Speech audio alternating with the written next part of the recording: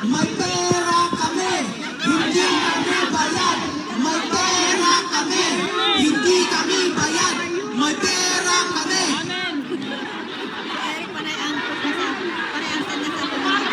Bayang Pilipinas, naririnig mo ba sila?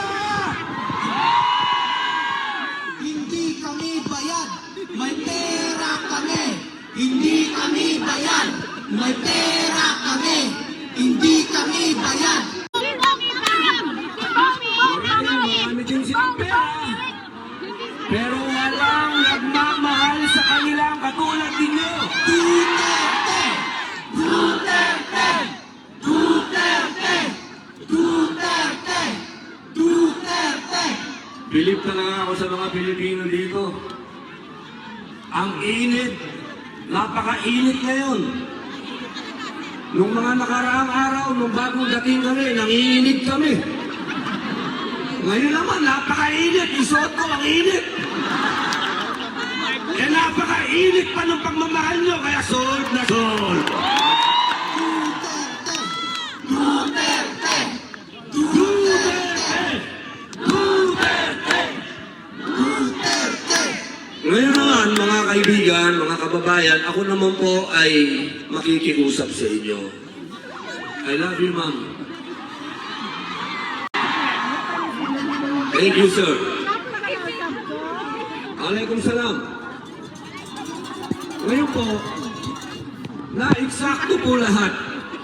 Na-eksakto lahat itong nangyayari nito sa panahon po ng kampanya.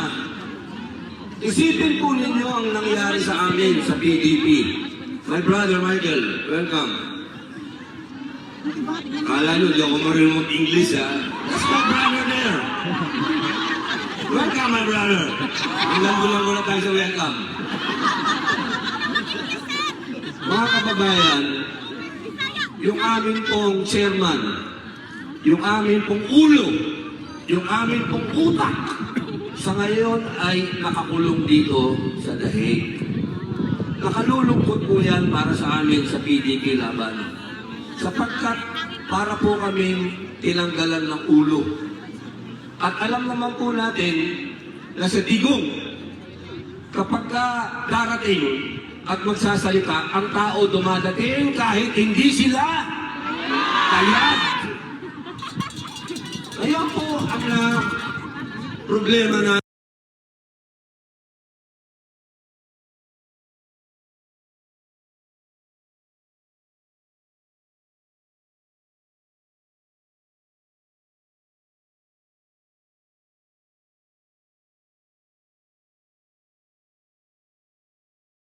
ngayon sa Pilipinas. Wala yung aming ulo.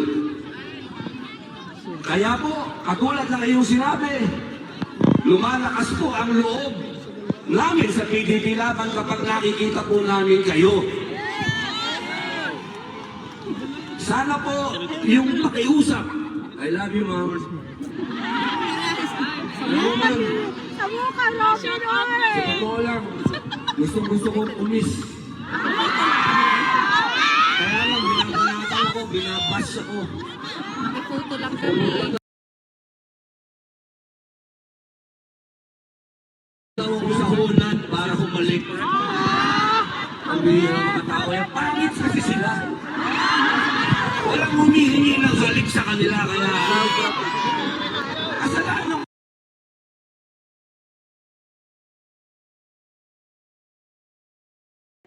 Ay, ano na nangyari? Robin? Bakit? Ay, Sus Mariosep.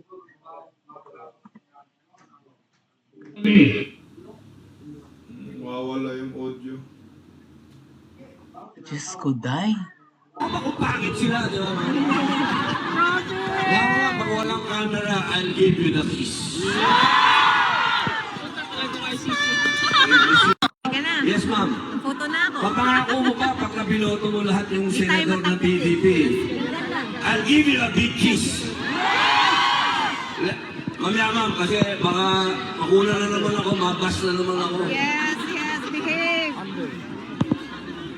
Yes, ma'am.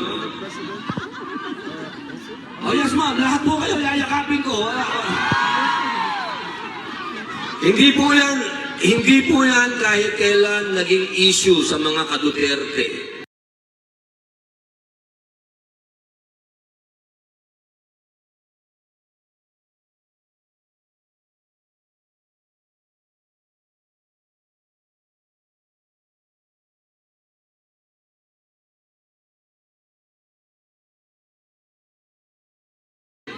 Sapagkat ang mga ka-Duterte po malapit sa tao. Lahat po na nagmamahal kay Pangulong Digong. Lahat po kami tinrain ni Digong na maging malapit sa tao.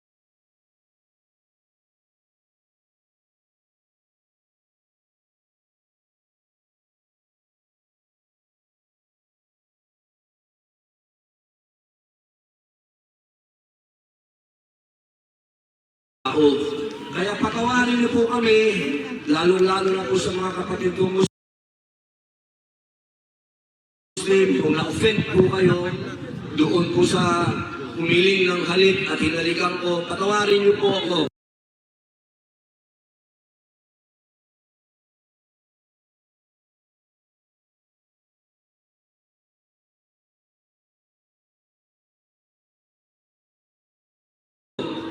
Pero wala naman pong mali sa yun kung hindi.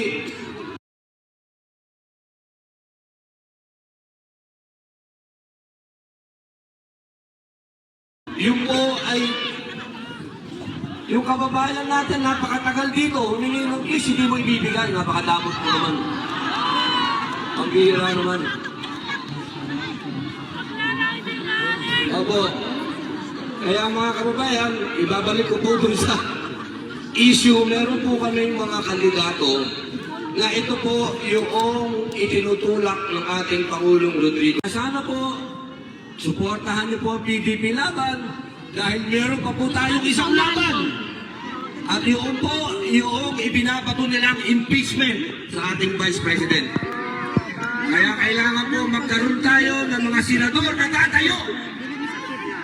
Hindi matatakot at ipaglalaban ang ating bayan. Yun po. Palihog kong share sa ito ang live. Shoutout sa mga taga-Panabo, taga-Davao. Shoutout sa mga taga-Davao.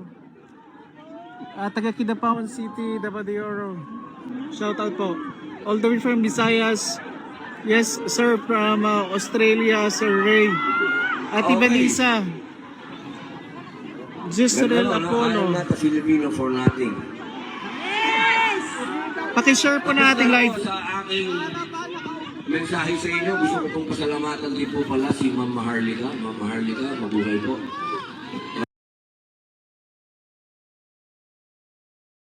Maraming salamat po sa inyong malasakit sa inyong bayang Pilipinas. Kahit po kayo ay nasa Estados Unidos, ang inyong pong boses ay napakalakas.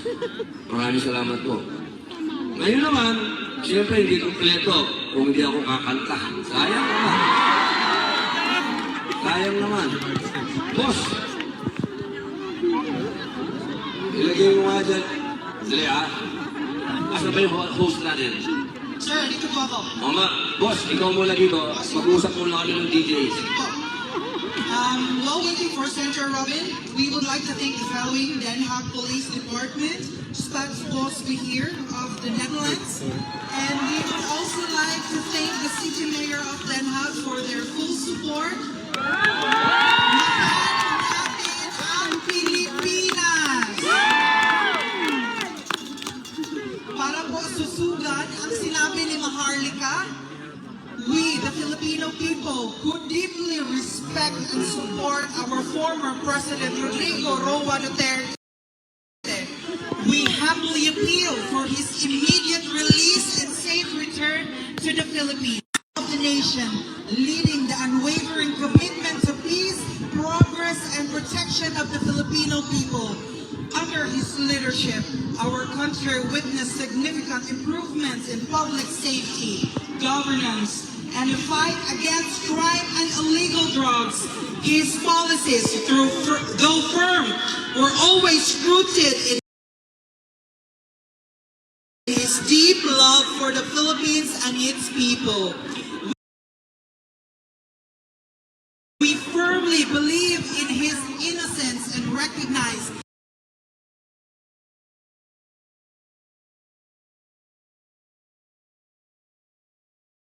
the lasting impact of his leadership on our nation. The overwhelming support he continues to receive from millions of Filipinos is a statement to the trust and gratitude we have for him. In the name of justice and fairness, we respectfully ask that he be granted the opportunity to return to the Philippines, to the country he selflessly served, to the people who continue to